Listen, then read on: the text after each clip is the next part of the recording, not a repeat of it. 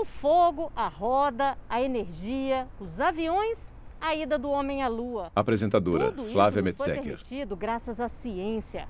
Essa arte de observar, absorver, testar, criar um método e desenvolver formas que facilitem a vida humana na Terra. E a partir de agora, iniciamos uma jornada rumo ao conhecimento científico e seus avanços. Vinheta de abertura.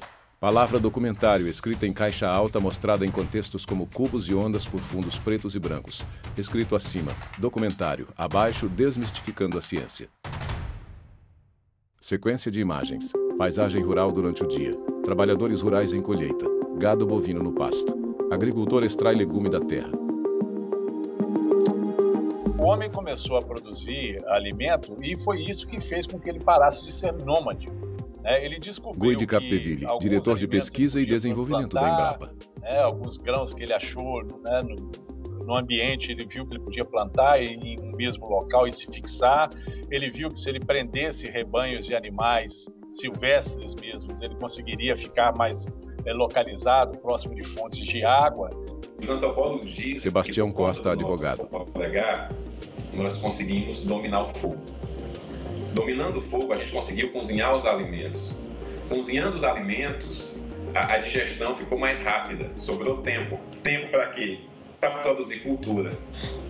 A partir disso, a gente começa a produzir cultura, né? E nessa cultura, né, são os hábitos adquiridos pelo homem como membro da sociedade. A gente vai colocar religião, a gente vai colocar leis, a gente vai também colocar conhecimento. Que muito tempo depois, esse conhecimento veio ter critérios mais rigorosos, né? E muito tempo depois, foi esse nosso conhecimento científico que nos faz avançar há 200, 300 anos. Sempre bom explicar a importância do conhecimento científico numa sociedade que hoje, cada vez mais, ele é mais importante, é o alicerce, né, da nossa sociedade. E a ciência social, ela Bettina é uma Stefanello Lima, cientista social. O funcionamento da nossa sociedade, o funcionamento de outras sociedades. Então, assim, é extremamente necessário como reflexão e para a nossa própria transformação enquanto seres sociais. O ser humano é aquele que busca conhecer, ele tem dúvidas e quer resolver essas dúvidas, né? Então, quando a gente trabalha o conhecimento, o ser humano quer resolver dúvidas e trazer soluções, muitas vezes de ordem prática, que também podem ser teóricas, mas de ordem prática para a sua vida e para a vida da sua comunidade. Por isso a importância da ciência. Porque a ciência... Evaldo Ferreira Vilela, presidente do CNPq. E muitas vezes mal ensinada nas escolas. A ciência, a palavra ciência, ela tem a ver, pela origem dela, com conhecimento. Então, quando a gente fala em ciência, nós estamos falando de conhecimento. E principalmente o conhecimento novo, aquele que a ciência descobre. E a ciência descobre esses conhecimentos a partir do quê? A partir da natureza, né? A partir do mundo. O conhecimento sobre como o mundo funciona, como as flores funcionam, como os peixes funcionam no mar e na água doce, né? Como as coisas funcionam. Então a ciência, ela busca o conhecimento a partir dos fenômenos naturais. Pedra e morro na praia. Os exemplos que eu acho que eu vou trazer aqui... Luiz Almeida, coordenador de projetos educacionais do Instituto Questão de Ciência. Ela foi a primeira enfermeira, assim por dizer, para trazer esse mundo moderno da enfermagem, né? Era uma época que a gente não sabia que micróbios, vírus e bactérias causavam doenças, mas ela, com a observação que ela fazia nos hospitais que ela trabalhava na Inglaterra, o que pode parecer óbvio para a gente hoje, na época não era. Então, por exemplo, pacientes acometidos por algum tipo de doença eram tratados ao lado, de camas juntas, em ambientes iguais, a pessoas que tinham só uma leve resfriado, alguma coisa não tão grave.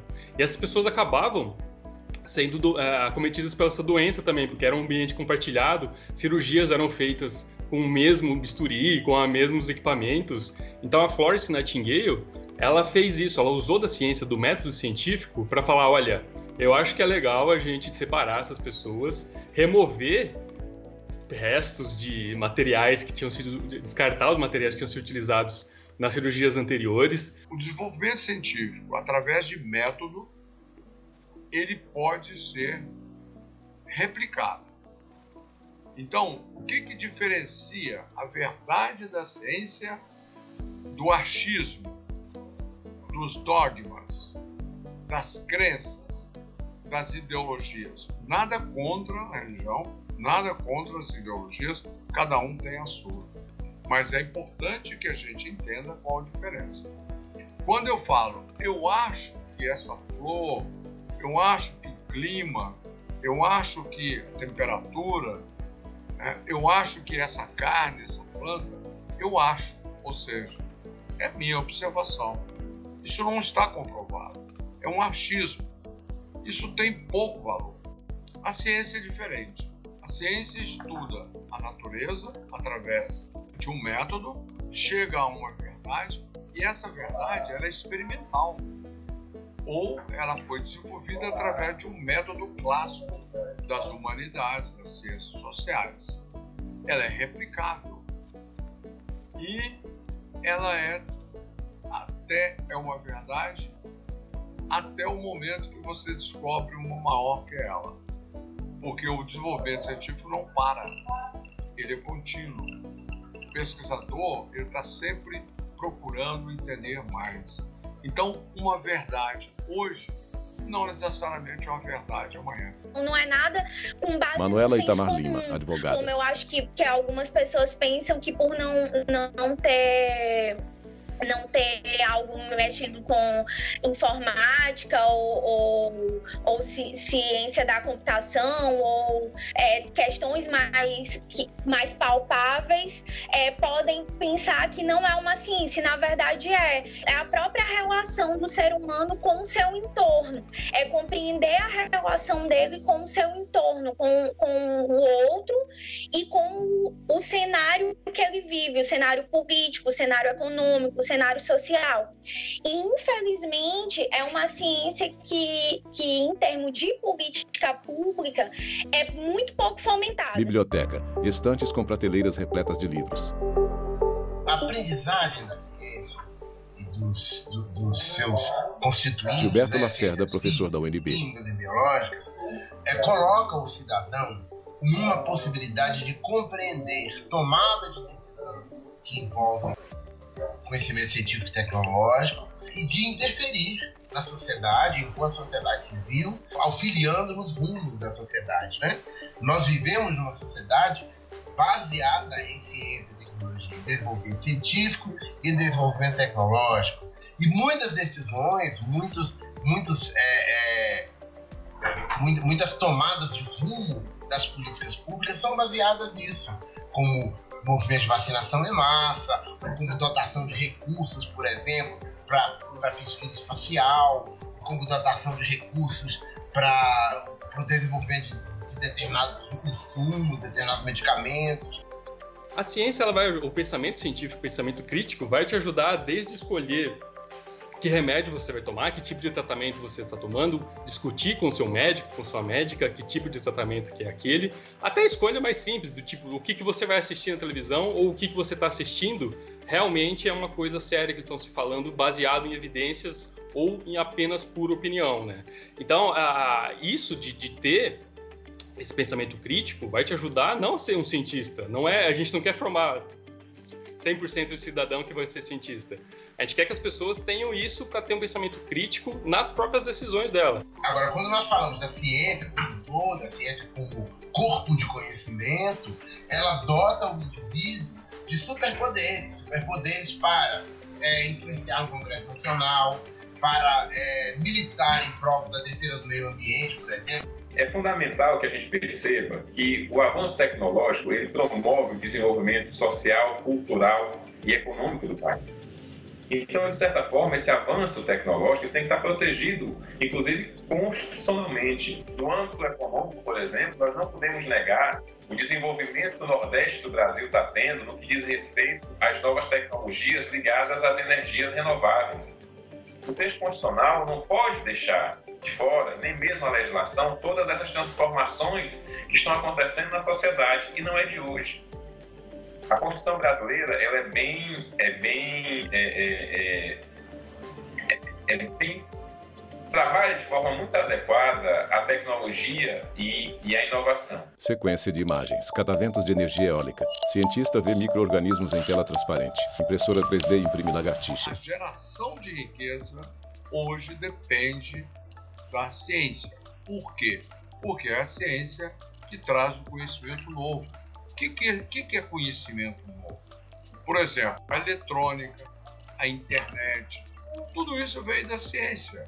Todos os conhecimentos que nós temos sobre a questão quântica, sobre os átomos, foi desenvolvido, esse conhecimento foi desenvolvido no início do século passado através do desenvolvimento científico e tecnológico. E isso proporcionou todo esse avanço que o mundo tem hoje e que movimenta a economia. Movimenta a economia significa movimenta riquezas, faz riquezas, gera e tira empregos, né?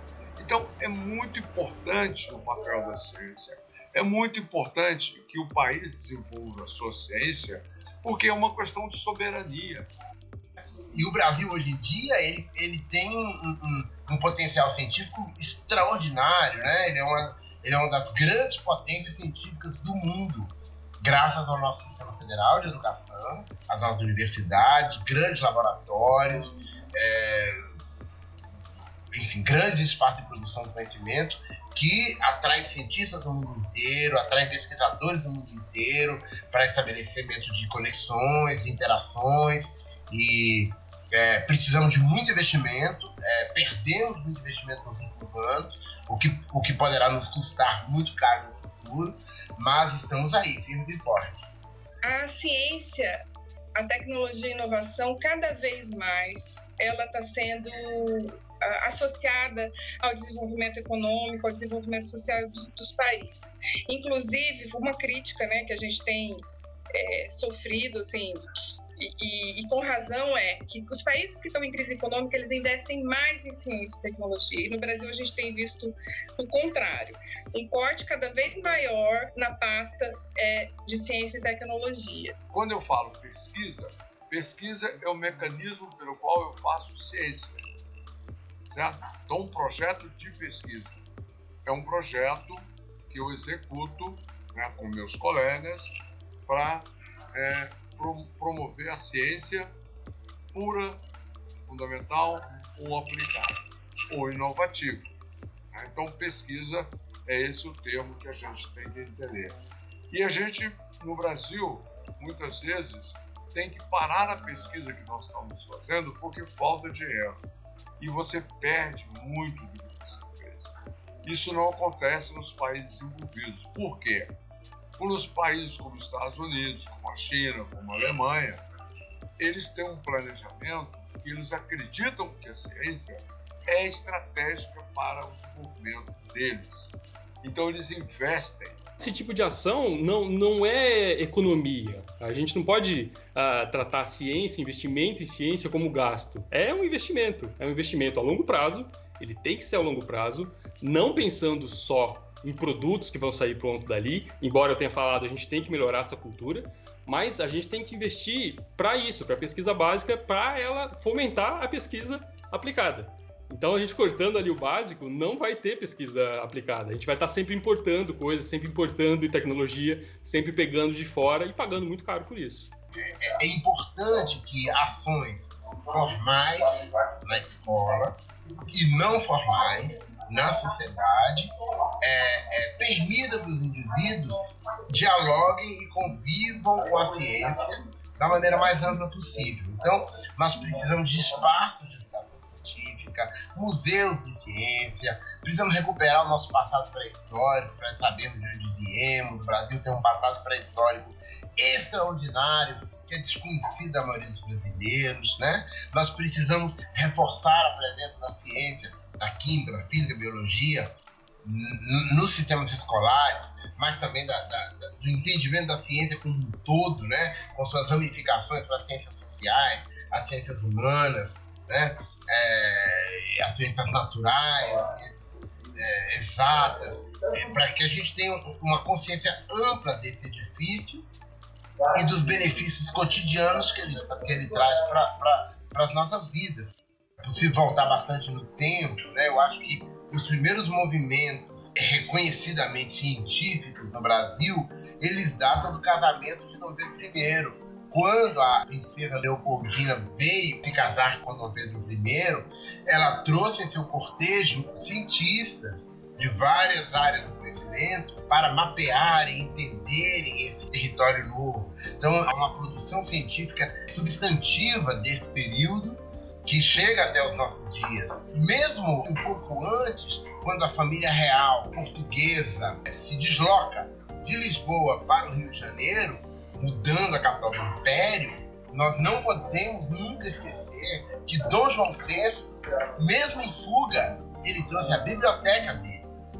Então, a Biblioteca Nacional do Rio de Janeiro é a antiga biblioteca do Imperador. Tem a Biblioteca Nacional do Rio de Janeiro e tem o Gabinete Português de Leitura. Tudo isso começou a nutrir uma ciência nacional que, a partir daí, foi se desenvolvendo. De Dom João VI, passei para Dom Pedro I, nós não podemos esquecer o papel importantíssimo do Imperador Dom Pedro II. Tinha muito interesse em ciência, muito interesse em tecnologia. Uma das primeiras linhas de trem de ferro do mundo estava aqui, Petrópolis, Rio. Telefone, assim que o telefone foi inventado, ele estava implantado entre a residência imperial em Petrópolis e a residência imperial no Rio, a iluminação pública, né?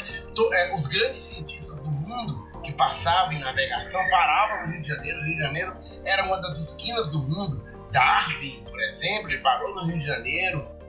A ciência no Brasil é bastante recente, né? E ela teve um crescimento exponencial quando o mundo também se acordou para o desenvolvimento científico, exatamente depois de uma guerra mundial, a maior que nós tivemos de toda a história. E o que aconteceu aí? Qual é o boom? É o interesse das pessoas? É o interesse dos governos? Exatamente o interesse dos governos que trouxe o financiamento público para a pesquisa. Porque antes a pesquisa era financiada por grandes fortunas, como foi o caso de Darwin, tá?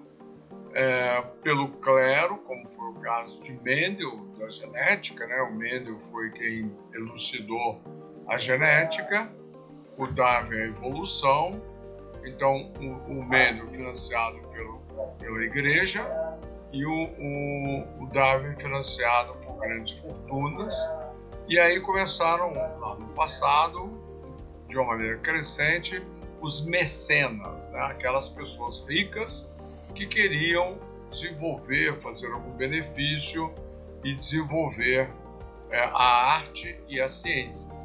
No Brasil, a gente só não tem um Nobel no Brasil, porque realmente o Nobel ele é até um prêmio meio político, assim, mas o Carlos Chagas, ele mostrou todo o ciclo da doença de Chagas, desde o vetor que transmite a doença até o ciclo do próprio bicho, né? Então, ele foi um grande cientista. Então, aqui também no Brasil, teve, claro, Santos Dumont, que descobriu o avião. Então, na época também, ele junto ali com os irmãos Wright, os americanos ainda gostam de puxar um pouco a sardinha para eles, mas era mais um planadouro deles, né? O realmente que tinha um motor era com o Foto em preto e branco. Voo de Santos Dumont com o 14 bis.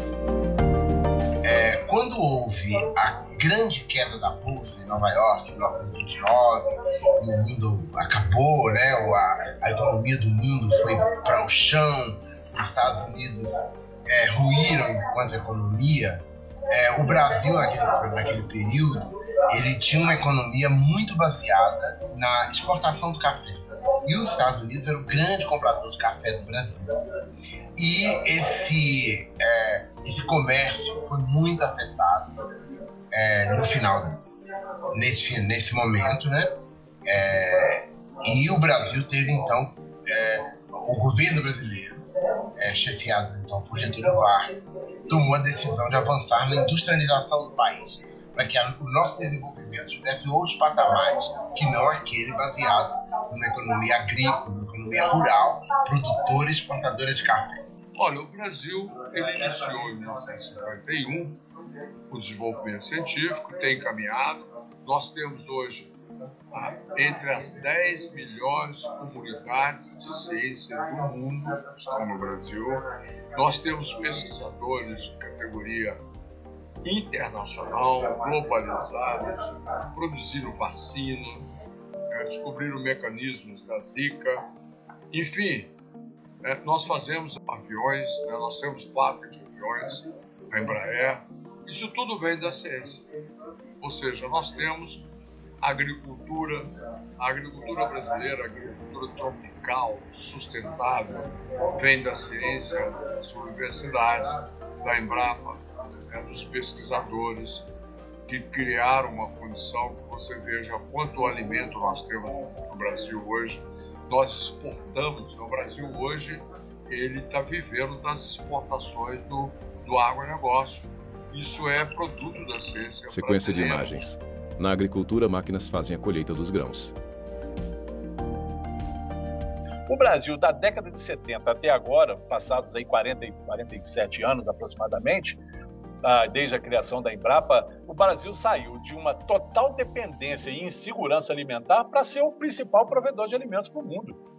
Então, nós demos uma guinada que com investimento em ciência, trouxe o Brasil num patamar de total insegurança e dependência da importação de alimentos para um país que hoje pode fornecer alimento para o mundo inteiro.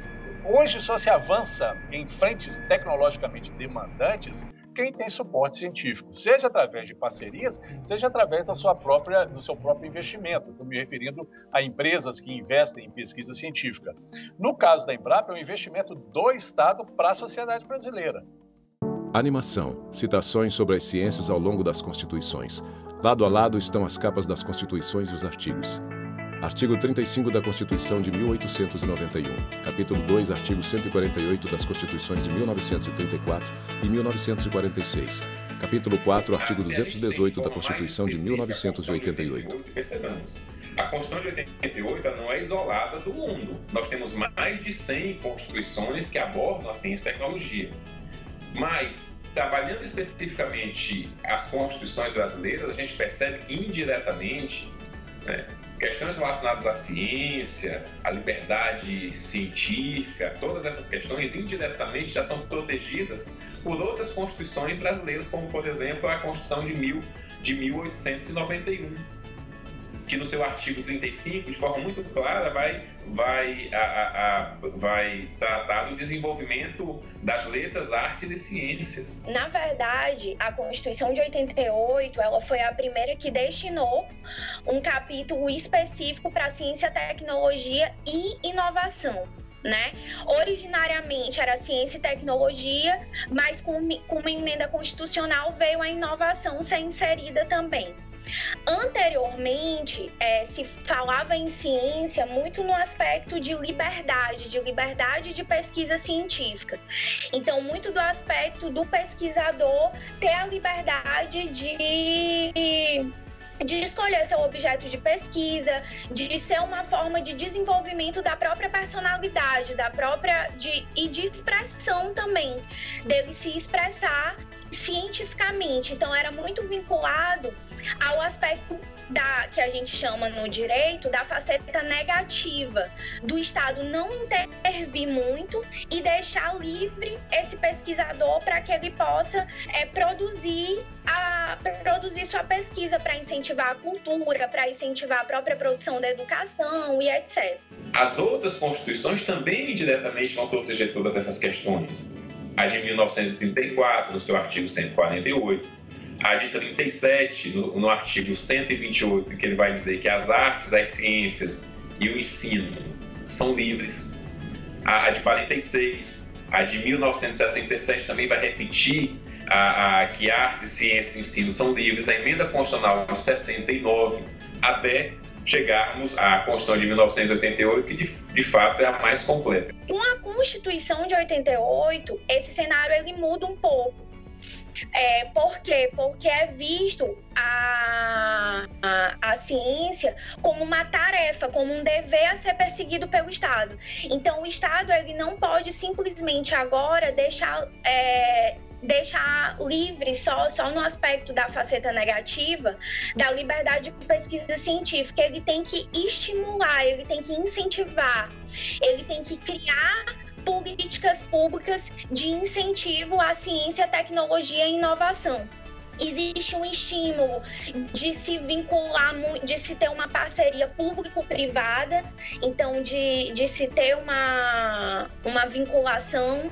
Não por outra razão, a gente vem posteriormente à Constituição de 88, o que se chama do Código Nacional de Ciência, Tecnologia e Inovação, que é essa legislação que busca uniformizar tudo que a gente tem, né? Tudo que a gente já tinha em termos de ciência, em termos de inovação, ela busca estimular essa legislação e essa política, estruturar essa política. E essa ciência precisa ser desmistificada, para que cada vez mais pessoas, principalmente os jovens, tenham um acesso maior a essas informações e que desenvolvam, muitas vezes, aquele espírito crítico que eles têm a partir de pesquisas que, eventualmente, podem fazer, tanto no ensino médio, mas primordialmente no ensino universitário. Hoje, eu acredito que a ciência é a grande chave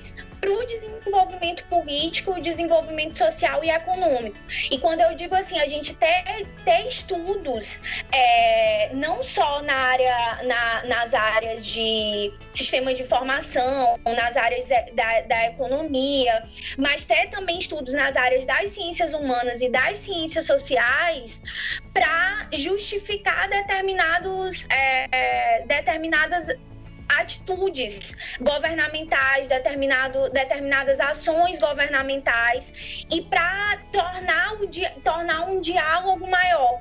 Eu acho que se a gente tivesse um diálogo pautado muito mais na ciência, a própria democracia ela se sairia mais fortalecida. A ciência é uma ferramenta. Ela vai ser utilizada tanto para o bem quanto para o mal.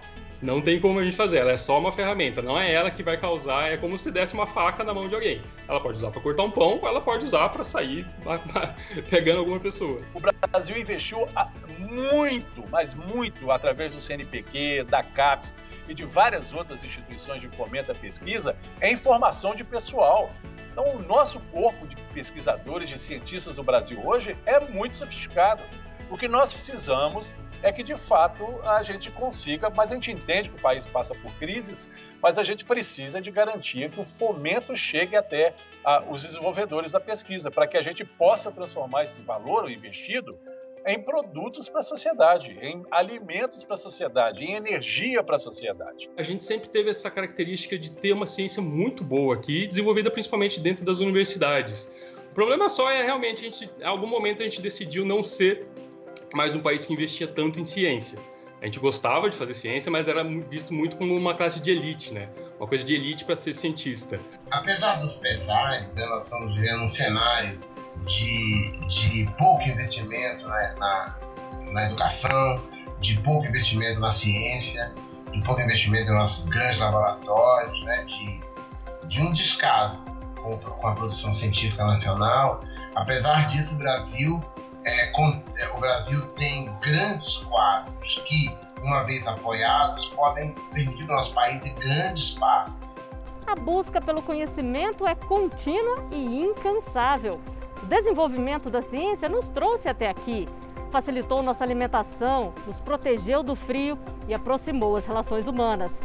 No segundo episódio do documentário sobre ciência, vamos desmistificar o conceito dessa área de estudo tão temida por alguns, mas que está em tudo que vemos, ouvimos e tocamos. Créditos finais. Roteiro e edição, Jussiane Matos. Produção, Bárbara de Alencar. Assistente de produção, Ana Rita Almeida e Luciana Oliveira. Imagens, Francisco Cosmo e Lúcio Ribeiro. Assistência técnica, Cláudio Júnior e Luiz de Melo. Montagem e finalização, Neuber Tavares. Direção de arte e animação, Alex Sakata. Agradecimentos, Arquivo Embrapa, Assembleia Legislativa do Rio de Janeiro, Embraer, Pixabay License. Audiodescrição, Visual. Roteiro, Caina Leão. Narração, Valmir Nascimento. Núcleo de Programação, Rosa Wazen. Núcleo Técnico, Fábio Guedes. Núcleo de Produção de Programas, Flávia Soledade. Supervisão, Coordenadoria de Gestão da TV e Rádio Justiça, Secretaria de Comunicação Social, STF. Realização, TV Justiça Essencial 2021.